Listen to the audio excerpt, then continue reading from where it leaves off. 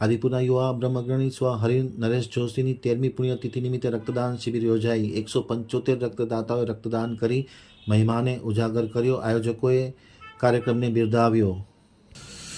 હવે જોઈએ ગાંધીધામ આમતક ન્યૂઝ બ્યુરોનો એક વિસ્તૃત અહેવાલ। આદિપુરના યુવા બ્રહ્મ અગ્રણી સ્વ હરિન નરેશભાઈ જોશીની 13મી પુણ્યતિથિ નિમિત્તે દર વર્ષની માફક આ વર્ષે પણ રક્તદાન શિબિરનું આયોજન કરવામાં આવ્યું હતું। 14મી રક્તદાન શિબિરમાં 175 લોકોએ રક્તદાન કરી આ મહિમાને ઉજાગર કરવામાં આવ્યો હતો।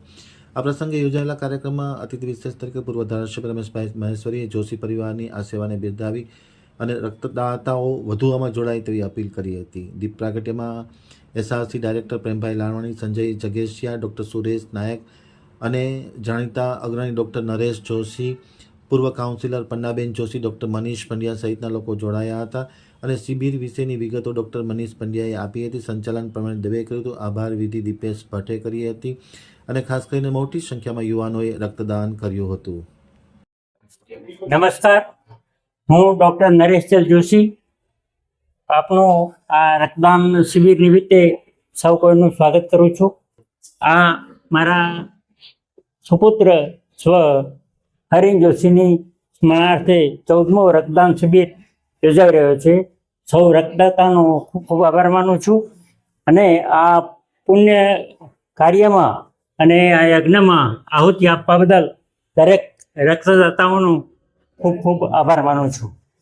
રક્તદાન એ મહાદાન છે।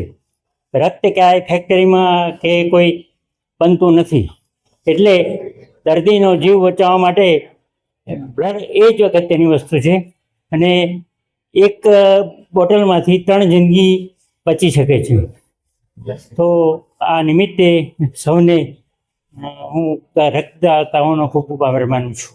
દર વર્ષે લગભગ કેટલા લોકો રક્તદાન કરે છે? લગભગ 200 વ્યક્તિઓ સ્વેચ્છાએ રક્તદાન માટે ઉમટી પડે છે। આ શિબિરથી અન્યને શું પ્રેરણા આપશે?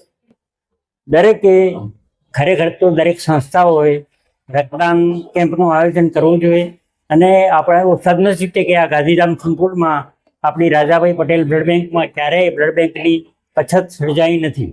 આપણી બધી સંસ્થાઓ એટલી બધી જાગૃત છે કે દર અઠવાડિયે ઓછામાં ઓછા 2 કેમ્પનું આયોજન થાય છે।